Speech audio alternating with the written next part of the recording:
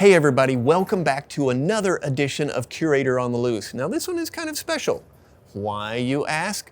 Because we asked you last year what videos you wanted to see, and a majority of you said Century Series. And that is why I am standing in front of the F-104. All right, if you know the museum, we only have one of the Century Series, and that doesn't make for a very fun video. But going to the National Museum of the United States Air Force makes a really cool video.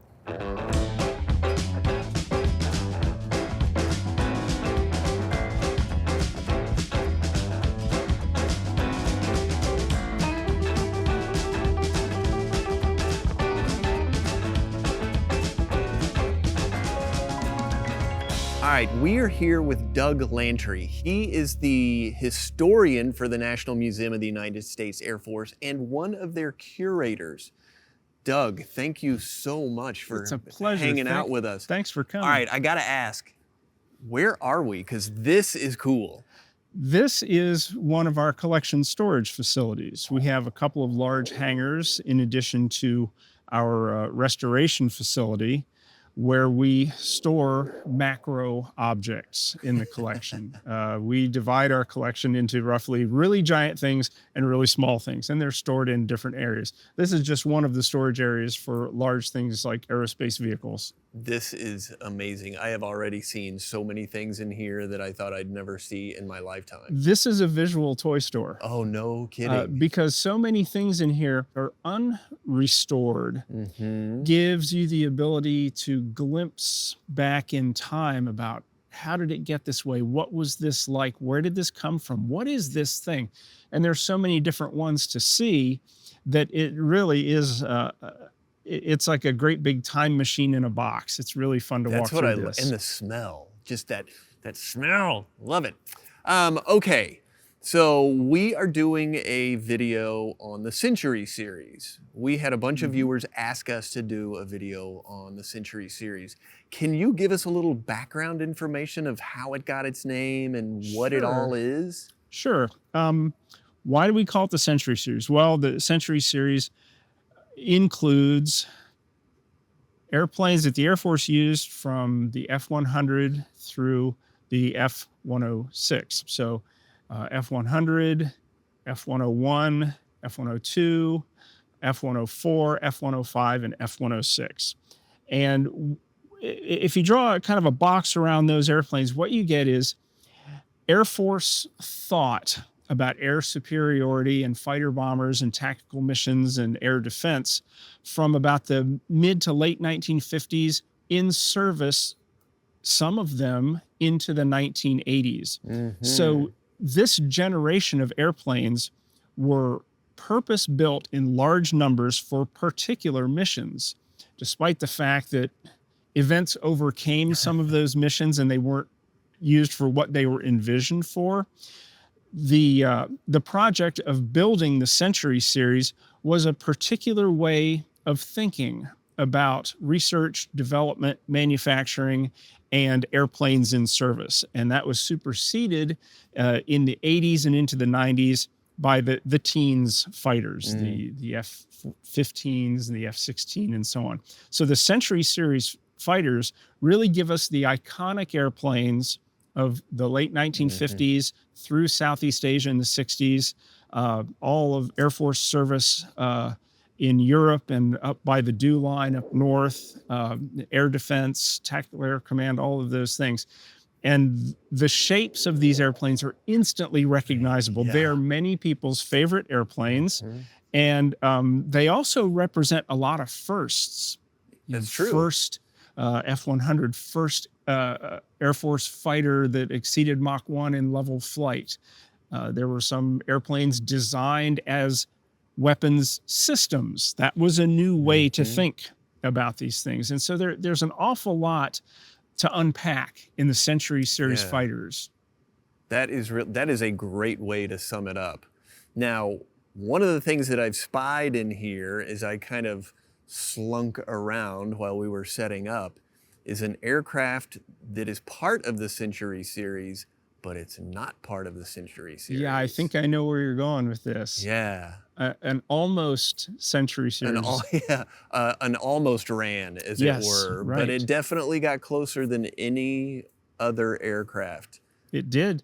I think you're gonna edge toward North American's F-107A. Yeah, baby. Yeah, and that's exactly it.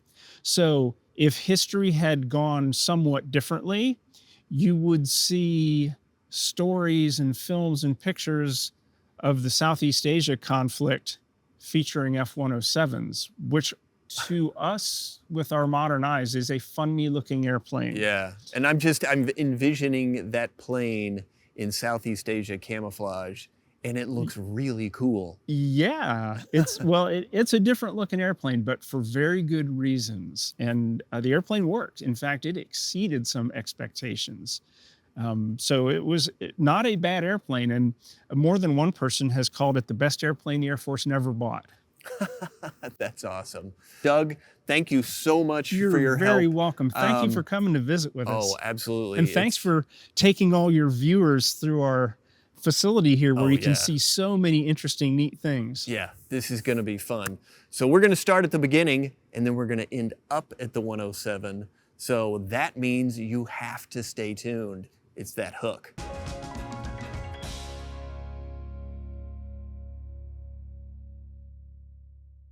This is the North American F-100F Super Sabre, sometimes called the Hun, short for 100. It was the first of the Century Series fighters and served with the U.S. Air Force from 1954 to 1971. In January 1951, North American Aviation sent an unsolicited proposal for a supersonic day fighter to the Air Force. Named the Sabre 45 because of its 45-degree wing sweep, it was the company's attempt to improve its famous F-86 Sabre. The YF-100A flew on May 25, 1953 and reached Mach 1 despite being fitted with a less powerful engine than what had been proposed. That's a pretty good sign, right? In the summer of 1954, 6 F-100s arrived at the Air Proving Ground Command on Eglin Air Force Base. The Air Force wanted to test the plane's operational suitability and how well their weapons worked. They found that the Super Sabre was unstable under certain flight conditions, which produced inertial coupling. What? Yeah. In other words, the Sabre was heavy, had a short wingspan, and became unstable when it rolled. And once it began rolling, the plane would turn sideways so quickly that the pilot couldn't correct it, and it would disintegrate in flight. Now, another problem stemmed from the swept wings handling characteristics at high angles of attack. Basically, as the aircraft approached stall speed, a loss of lift at the tips of the wings caused it to pitch up violently. The phenomenon quickly became known as the Sabre dance. Luckily, this was cured by adding these cool-looking wing fences. These fences keep the wind moving down the wing, which kept the wingtips producing their downward force on the nose, and all was fine. The F-100 was one of the first aircraft with a stabilator. Instead of having separate elevators, the entire horizontal stabilizer moved to help control the Hun. With a stabilator, there's no elevator hinge line to disrupt that supersonic airflow. It just zooms on past. The F-100A officially entered Air Force service on September 27, 1954, with the 479th Fighter Wing at George Air Force Base in California. However, in the first 2 months of its operational career, 6 major accidents took place with the plane, and the Air Force grounded the entire fleet until early 1955 to figure out what was going on. The F-100C solved some of the Sabre problems, but it wasn't until the D model that most of the kinks were worked out. Part of the fix was to extend the wings by 26 inches and increase the vertical tail by 27%, When F-100 units deployed to Vietnam, they brought a mixture of 1- and 2-seat F-100s. Both types took part in close support missions until the F models began to be used as SAM suppression aircraft or for high-speed forward air control, the famous Misty FACS. By 1972, the F-100 had been mostly phased out of Air Force service and turned over to Air National Guard units. With the introduction of the F-16 Fighting Falcon, the last Hun retired in 1979.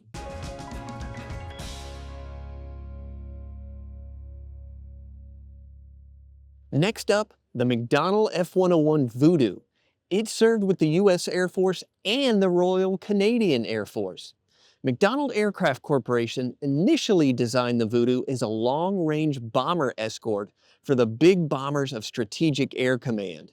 Instead, it became a nuclear-armed fighter bomber for Tactical Air Command and even a photo reconnaissance aircraft. That's what I call getting the most bang for your buck. Now, the design of the Voodoo began just after World War II.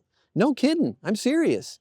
In 1946, the U.S. Army Air Forces started a penetration fighter competition, looking for a long-range, high-performance fighter to escort the new generation of bombers that were just over the horizon.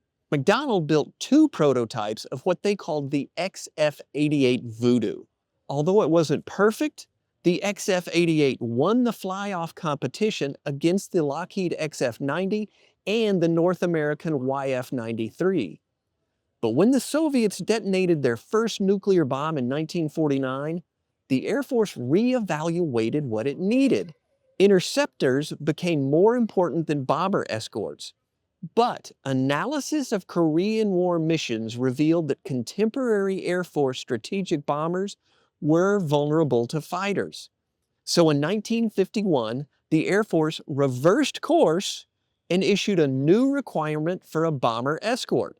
McDonnell's design was a larger and higher-powered version of its earlier XF-88, and it won the bid in 1951, and it redesignated their aircraft the F-101 Voodoo later that year.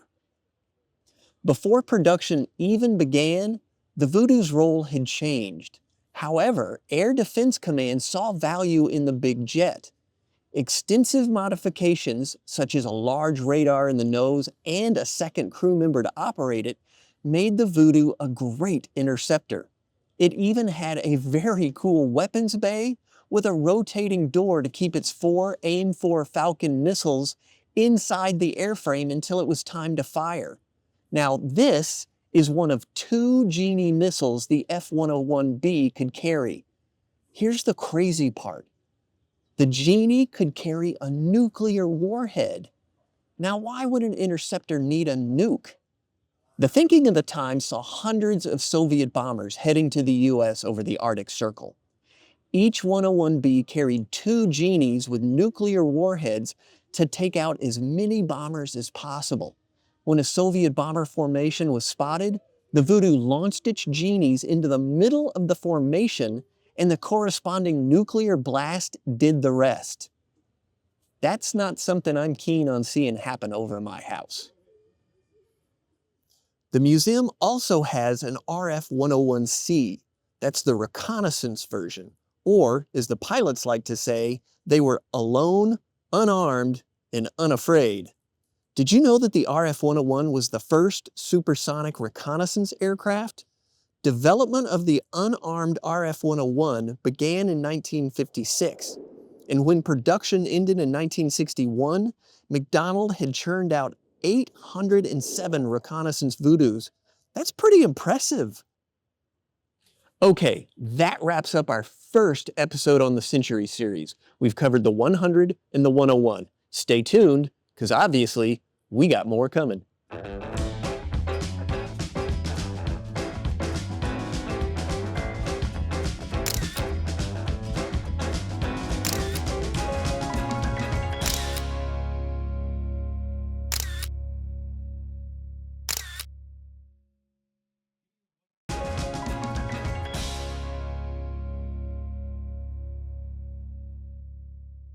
This is the amazing F-102 Delta Dagger. It was an Air Force interceptor designed and built by Convair. As part of the U.S. Air Force's strategic air defenses in the late 1950s, its main purpose was to intercept invading Soviet strategic bombers. The Delta Dagger was the Air Force's first operational supersonic interceptor and Delta Wing fighter. In late 1948, the Air Force organized a competition for a new interceptor scheduled to enter service in 1954, and it would be built around a fire control system. The fire control system would actually be designed before the plane so everything would fit together nicely. The whole thing, the plane and the fire control system, was called a weapon system. The prototype YF-102 took its first flight at Edwards Air Force Base on October 23, 1953, but was lost in an accident 9 days later. The second aircraft flew 3 months later, confirming what everybody knew. It wasn't that great. Transonic drag was much higher than expected, and the aircraft was limited to subsonic speeds, with a ceiling of 48,000 feet. Not at all what the Air Force had wanted in their ultimate interceptor. Convair decided to redesign the fighter completely. This time they incorporated the recently discovered area rule. The redesign entailed lengthening the fuselage by 11 feet and pinching it in the middle over the wings. Designers quickly called it a Coke bottle fuselage, and you can kind of see why. The first revised aircraft, now designated YF-102A, flew on December 20th, 1954, just 118 days after the redesign started. The production F-102A was equipped with the Hughes MC-3 fire control system. It had an internal weapons bay under the fuselage broken into 3 parts for air-to-air missiles like these Falcons. Now here's a cool little trick not many people know about. The doors of the front 2 bays had tubes for 12 2-inch or 2.75-inch folding fin aerial rockets. The idea was that a barrage of 24 missiles would be sufficient to disrupt and destroy a Soviet bomber force. Later, the aircraft was upgraded to carry nuclear Falcon missiles in the center bay, kind of like the F-101. The many inherent design and technical limitations of the F-102 led to a proposed successor, the F-102B. The improved design underwent so many changes that it became an entirely new aircraft and was redesignated at, wait a minute, you almost got me. It's too soon to talk about that plane. Now, suffice it to say, the F-102 was a pretty good plane and served well into the 1970s. It even made it to Vietnam. Operations continued in Vietnam until 1968, when all F-102s returned to the United States.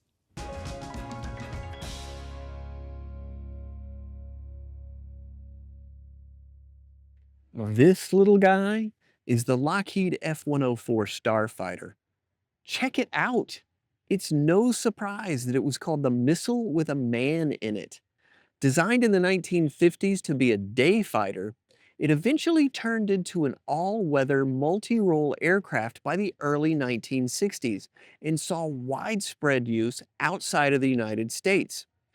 After interviewing Korean War fighter pilots in 1951, Kelly Johnson, the lead designer at Lockheed, decided to reverse the trend of building larger and more complex fighters with a simple, lightweight fighter with maximum altitude and climb performance. The prototype was completed by early 1954 and first flew on March 4th at Edwards Air Force Base. Amazingly, the total time from contract to first flight was less than a year. The Starfighter was kind of a radical design, with thin, stubby wings attached further back on the fuselage than most contemporary aircraft, and it had a thin, tubular fuselage. The wing provided excellent supersonic and low-altitude performance, but a poor turning radius and high landing speeds. However, it was the first production aircraft to achieve Mach 2 and the first to reach an altitude of 100,000 feet after taking off under its own power. It also established world records for airspeed, altitude, and time to climb, becoming the first aircraft to hold all three simultaneously. How cool is that? As a day fighter, the F-104's basic armament was the 20mm M61 Vulcan rotary cannon, and it was the first aircraft to carry that weapon. But testing revealed a few shortcomings. One of the more troubling was for ejected shells to be sucked into the engine. That's got to ruin any pilot's day. However, the problems were solved and the weapon was installed in many other aircraft and even used on ships and vehicles. Now, despite its sleek appearance, the 104 could carry bombs, missiles, and drop tanks. Two AIM-9 Sidewinder air-to-air missiles could be carried on the wingtips or two fuel tanks. Later models had a centerline pylon that could carry a nuclear weapon. Sent to Vietnam in 1965 during Operation Rolling Thunder, the 104 was used in the air superiority and air support roles. Starfighter pilots felt that the MiGs deliberately avoided engaging them because of the 104's performance. That really doesn't surprise me. I wouldn't want to tangle with a 104. By 1967, the Starfighter units had all transitioned to the F-4 Phantom, and their planes were transferred to Air National Guard units. But that didn't mean the plane was on its way out. Many NATO countries flew the 104, as well as Japan, Jordan, Pakistan, and Taiwan, just to name a few. However, in the mid-1960s, the safety record of the F-104 Starfighter was a high-profile news item, especially in West Germany. The West German press created many nicknames for the aircraft, including Widowmaker and Ground Nail. However, the 104 was a great plane, and the final production version, the F-104S, was an all-weather interceptor built for the Italian Air Force, and it wasn't retired from active service until 2004. Well, that wraps up part 2 of our Century series. Anyway, keep tuning in because you know there's more to come.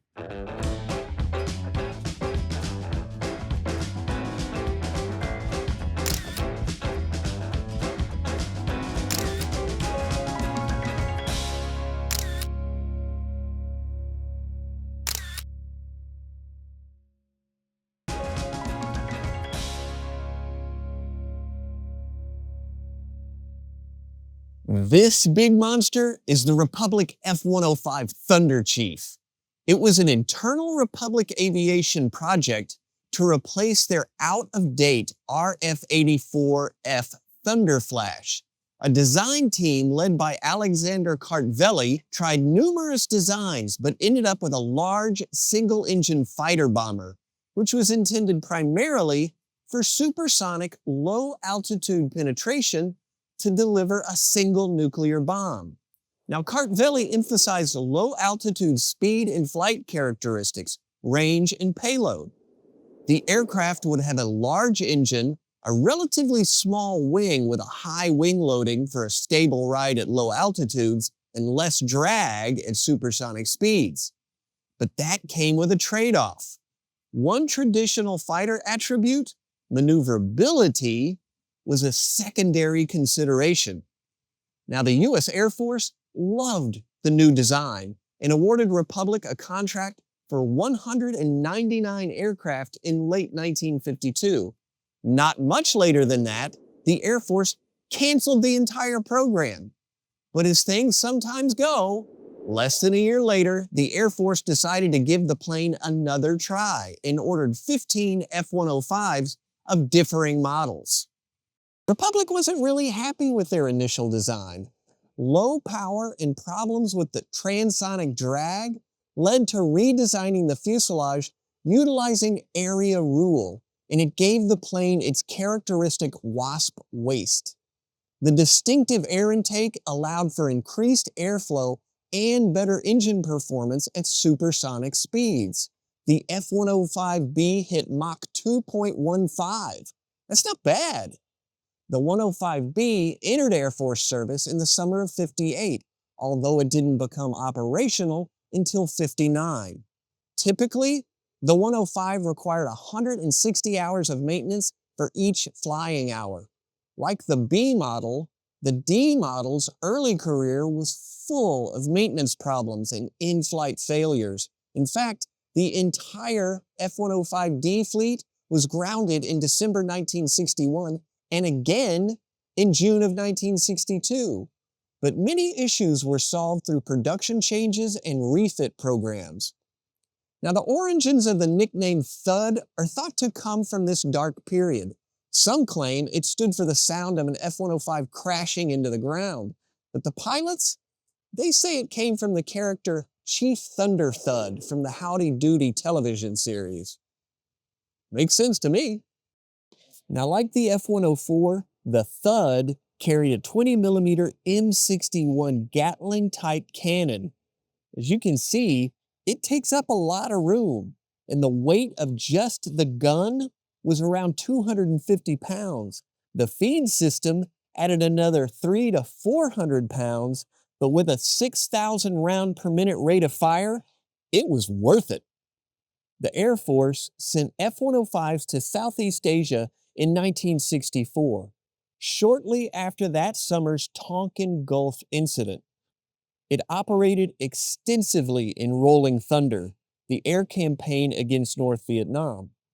As the war ground on, the 105 gradually was replaced by the F-4 Phantom, and the last 105 retired in July 1980. The last 143 Thunderchiefs built were two-seat F-105F trainers, but in response to the surface-to-air missile threat above Vietnam, dozens of F models were converted into anti-radar Wild Weasel aircraft, culminating with this bad boy, the F-105G. Attacks into high-risk areas combined Weasels with single-seat 105Ds.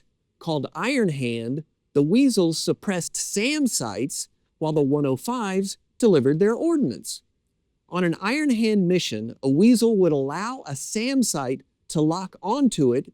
It would turn into the radar and launch a Shrike, which would then ride the radar beam back to the SAM site. It was nerve-wracking work, but it made life easier for the bomb-dropping Thud pilots.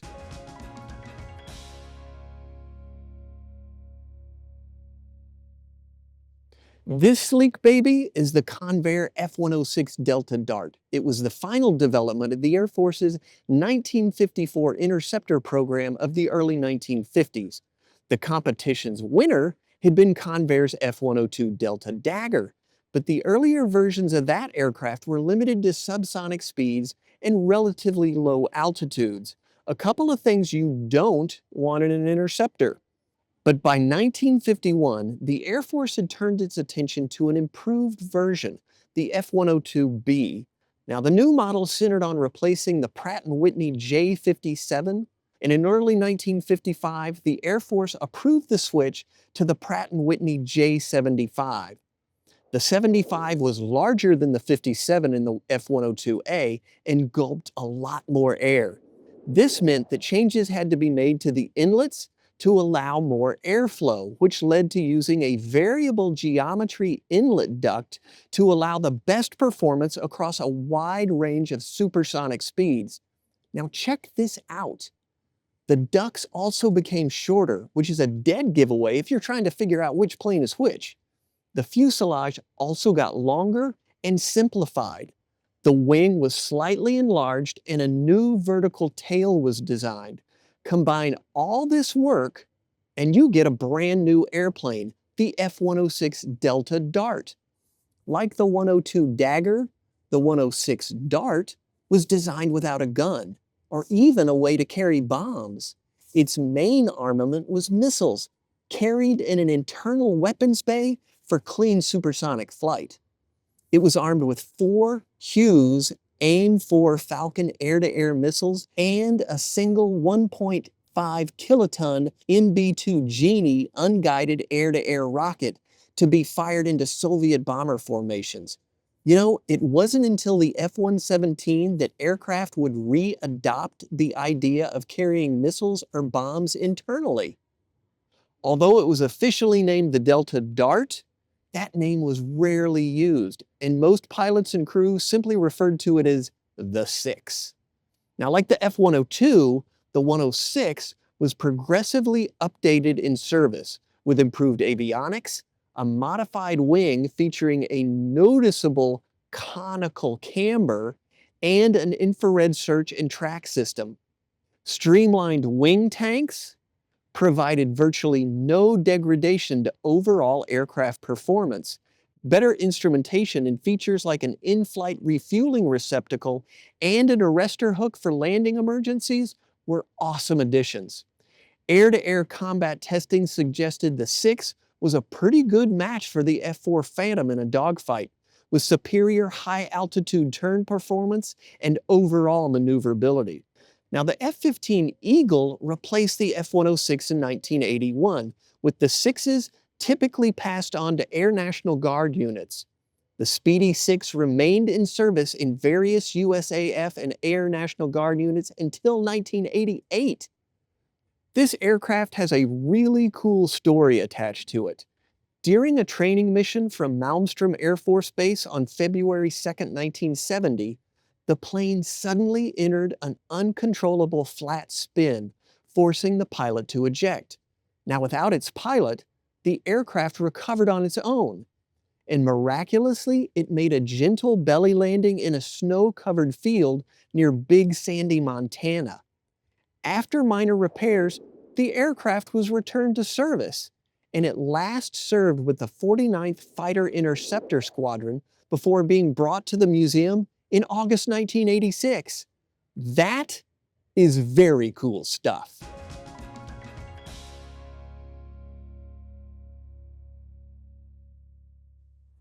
Finally, it's time to check out the North American F-107. It was North American Aviation's entry into an Air Force tactical fighter bomber design competition in the 1950s. Now, the F-107 was based on the F-100 Super Sabre that we saw earlier, but included many improvements over that plane and some pretty radical design features. Check out that over-the-fuselage air intake. How cool is that? But more on that later. In June of 1953, North American began thinking about advanced F-100 designs, which led to a proposed interceptor and a fighter bomber. Concentrating on the fighter bomber, they called the F-100B, the preliminary engineering and design work focused on an aircraft with a recessed weapons bay underneath the fuselage and several hardpoints underneath the wings, an all-moving vertical fin, no rudder, and an automated flight control system which permitted the aircraft to roll at supersonic speeds using just spoilers on the wings. That's pretty cool for an aircraft of this era. Now let's get back to the super cool air intake. By far, it's the most distinguishing feature of the F-107. Now, what's VAID stand for, you ask? That's Variable Area Inlet Duct. And at the time, the VAID was unique to the F-107A, but it's now considered an early form of variable geometry intake ramp that automatically controlled how much air got fed to the engine. Although the intake was originally located under the fuselage, kind of like the F-8 Crusader, it was eventually mounted directly above and behind the cockpit, where it looks much cooler if you ask me. The VAID proved really efficient, and North American used the concept on their A-5 Vigilante, XB-70 Valkyrie, and XF-108 Rapier designs. In August 1954, North American signed a contract for 3 prototypes and a pre-production order for 6 additional F-100Bs. Lots of design changes meant that the plane went from the 100B to the 107A, While it was never given an official name, it was sometimes called the Super Sabre, but it's also sometimes called the Ultra Sabre. I kind of like that one the best. Now, the 107 first flew on September 10th, 1956, and it hit Mach 1.3 and Mach 2 later in November. At the end of the F-107 test program, Tactical Air Command decided to hold a fly-off between the 107 and the 105, which were designed for the same mission and used the same engine. Now, although the competition was close, the F-105 won and became TAC's next tactical fighter. The three 107 prototypes were put to work as test beds, and the pre-production order was canceled.